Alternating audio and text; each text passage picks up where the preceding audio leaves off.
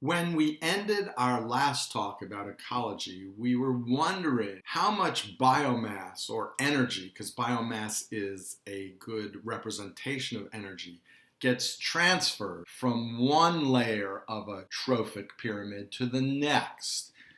In other words, we can think of it as how much energy is supported in this layer by the amount of energy in the layer below it. And we can ask that all the way up the chain.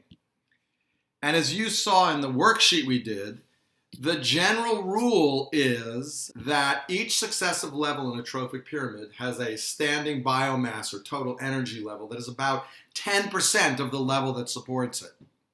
Now, here is a pro tip for taking tests. This rule is an approximation of what may be true. So on tests, you will get two kinds of problems. The first type is estimate the expected biomass of one level given the amount in another level. And in that case, what you will do is you will use the 10% rule. You will either increase it if you're going down the pyramid or decrease it if you're going up the pyramid. However, there's another way we can ask the question. We can actually give you biomass or energy at each level, and we can ask you to calculate the actual efficiency of energy transfer. This is not going to be 10%. But is going to be some other number. And you need to divide the upper level by the lower level and convert that to a percentage, which I'm sure at this point in your academic careers you are able to do. Those are the two ways we ask questions about this. And then here you have the general rule, the 10% rule. But it can range anywhere from 2 or 3 or 4% up to almost 20%. Now, what I would like you to do is actually draw an energy pyramid of 5 levels using the 10% rule as your guide. So represent each level as a box. Start with the primary producers at the bottom, make a box, and then make a box that's 1/10 the size of that for the second level, the primary consumers, and then a box 10% of that size, that area, for the third level, which are the secondary consumers, etc., all the way up to the 5th level. So why don't you do that? Why don't you pause the whole video and do that? Alternatively, you may know what that looks like and just want to keep going on, but it is worth at some point doing it. So now if you actually did the exercise, your pyramid should look something like this here. And what you will notice is how little energy there is on the 3rd and 4th level. And there's so little on the 5th level that I have denoted it as a purple dot. And that is actually probably way too big in comparison to the 4th level. So hopefully you did that exercise and realized just how drastic the energy fall off is with each trophic level. So that leads us to Rule 7. And Rule 7 is that predators are less common than their prey. The 10% rule makes that obvious why that's true. So the pyramid of numbers occurs in part because there is less energy available to each successive trophic level. But the increasing size of animals as you go up the trophic pyramid also plays a role. And can you figure out why? And the hint is, remember that predators are often 10 times larger than their prey. And they're about 10 times larger because they have to easily dispatch their prey without the risk of they themselves getting hurt. Now we can see there are 2 reasons why populations decrease as you go up the food chain. One is there's less energy available, and 2 is that remaining energy has to be divided into larger animals, which means there must be fewer of them. And here we see an example of this puffin carrying its minnows along, and you can see that it's well over 10 times the size of its prey, and there's no chance the minnows are going to hurt the puffin. So that brings us to another consequence of the 10% rule, and that is that energy limits the number of trophic levels in an ecosystem. Why are there only 3 or 4, and sometimes 5 trophic levels in a land-based, that is a terrestrial ecosystem? Well, the higher levels have so little available energy that they would need to have a huge home range, and their population density would become so low that they could no longer replace themselves. They just would not reproduce quickly enough to match their death rate. So the population cannot be sustained for these hyperpredators. That's why lions don't have predators, polar bears don't have predators, etc. We can now ask another question, which is going to lead us in a slightly different direction. And that is, why is there duplication in nature? What do I mean by that? Well, when we go into any ecosystem, we see that there are lots of species at each trophic level. For example, there's several species of canopy trees and several species of shrubs and several species of low-growing herbaceous plants in a woodland in DC, and yet all of these are primary producers. They're photosynthesizing and creating that biomass at the base of the pyramid. We also know that there are many kinds of animals eating the primary producers and then many kinds of secondary consumers who are preying on the primary consumers, etc., etc. And although the number of species may decrease as you go up the trophic pyramid, there are still many kinds. And so the question is, why isn't there a single species of tree that is most efficient and thus the best competitor in habitat? Why isn't there a single herbivore that is best at converting oak leaves into babies? Why isn't there a single predator best at eating the herbivores, let's say caterpillars? Why is there duplication like this in nature? And so the answer is found in the idea that every species has its niche. So we're going to have to develop this niche idea.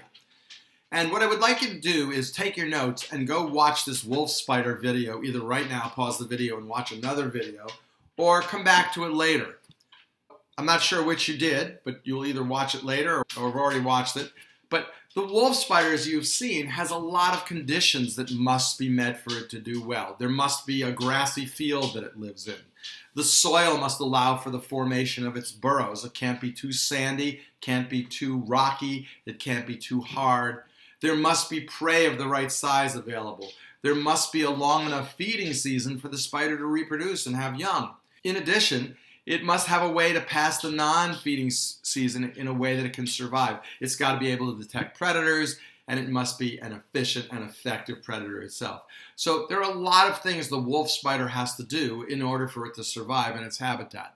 In other words, it's a complex job to be a wolf spider.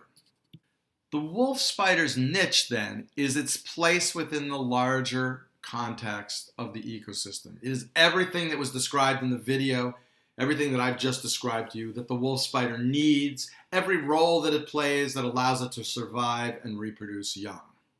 So, let's further look at the niche. Niche, we could define it as how an organism lives in its habitat, or the role that it plays, or the conditions under which it thrives. These all comprise its niche. It's a vague, abstract concept in ecology. The following are examples of the components of a niche. So here are some. Food, what type, competition with other species, places in the food web. Those are all aspects of a niche. Abiotic tolerances, what range of conditions can the species tolerate? What temperatures, what humidity levels does it need? What does it tolerate? What does it do best in? What is its behavior on a daily schedule, on a seasonal schedule? Those are all parts of its niche. The key point is that the niche allows a species to divide up the physical space in an ecosystem into different variables and thus create a place for itself in the environment. And in that place, the species can thrive. And that means outcompete other similar species. So let's see how this works. What you can see in this graph is I have two components of a bunch of lemurs. And these components are done in a weird sort of statistical language. But just imagine they're two environmental variables. The amount of seasonality in rain and annual rainfall combined with temperature seasonality. So up here there'd be a lot of seasonalness. Here there's not much. And each species of lemurs, there look like there are about 9 of them here, is represented as a different colored dot or triangle or square. If we only considered one variable, if you looked only this way or only this way, there would be a lot of overlap in the species. But when we divide them out on these two variables, you can see that the clouds for the lemurs start to separate. Here's the red lemur, whatever that is. Here's that blue lemur. It's kind of mixed up with the brown lemur, but the yellow one separates out. Well, it's with the black lemur a little bit. This group is a little still scrunched together. But the lemurs are dividing up the ecosystem based on temperature requirements and rainfall requirements that they've evolved over time. And you can imagine that if we added a third variable, that these clouds would separate even more. And these clouds in this three-dimensional space, or two-dimensional here, and if we imagine a third variable, three-dimensional space, is the niche of the lemur, and it shows how the lemurs are separating themselves. And my little question is, what would happen if you used n variables to separate it out? Well, you could see that every species would really be separated from all the others. Now, the niche of an organism will change in time. Does that make sense to you? We haven't studied evolution, but the niche is the result of evolution. Over time, the organism's niche will change. Ways that are living that are successful in producing offspring become part of the niche because individuals who have that ability to live in that way produce more offspring, and they are selected for, and those that don't have fewer offspring, and they are selected against. So just like any other trait, the niche can evolve. So we have now answered the question why there's duplication in nature. Each species has its own niche, even though they have similar trophic roles in the environment. Now, once we have a concept of a niche, the niche itself has many consequences to ecology, and we're going to see some of those in the next few rules. First, though, don't confuse niche and habitat. Habitat is the type of ecosystem a species lives in. For example, a coniferous forest, a desert, an eastern deciduous forest, a grassland. Niche is the organism's place within that ecosystem. And this old Sunday comic shows the difference. I won't read this right now, but you could stop the film and read it if you'd like. There's a very famous scientist named Seuss who actually wrote about niches as long ago as 1962. And new is the letter I use to spell nutches who live in small caves known as niches for hutches. These nutches have troubles, the biggest of which is the fact there are many more nutches than niches. Each nutch in a niche knows that some other nutch would like to move into its niche very much, so each nutch in a niche has to watch that small niche, or nutches who haven't got niches will snitch. And that sums it up pretty well. The whole idea of how niches change in evolutionary time, at least. As I said earlier, the niche concept has several consequences. The first of which is no two species can occupy the same niche at the same time in the same habitat. Why is that? Because one will be a better competitor and will drive the other one to extirpation, which means local extinction. And here's the data of a very famous experiment done on Paramecium. In the upper graph, Paramecium caudatum is grown alone. It reaches its carrying capacity in about 8 days. P. aurelia, when grown alone, reaches its capacity after about 6 or 8 days. And now here it is, the same habitat, but they're grown together. And look what happens. P. caudatum starts to grow, and then all of a sudden it goes extinct because P. aurelia is a better competitor. And what's interesting is P. aurelia is actually a smaller species. So it's a smaller species outcompeting a larger species. And you can come up with your own hypothesis as to why that may be. For two species to coexist, they must make slightly different use of the niche space. Their niches have to be different. That's the rule. This principle is so important, it's called the competitive exclusion principle, and it is often succinctly summed up as complete competitors cannot coexist. If you were to make the habitat more complex in these experiments, add some substrate, add some hiding places, add some plants or something like that, you might get P. aurelia and P. caudatum to coexist. So that's because the niche space would have changed and the two species would be able to exploit slightly different niches and do well. That shows you that even though in this situation they can't compete, if the environment was changed, they might be able to. Well, that's it for today. I hope now that you have a good understanding of the 10% rule and some of its consequences, including the idea that there are population size decreases at upper levels and that predators have to be bigger than their prey.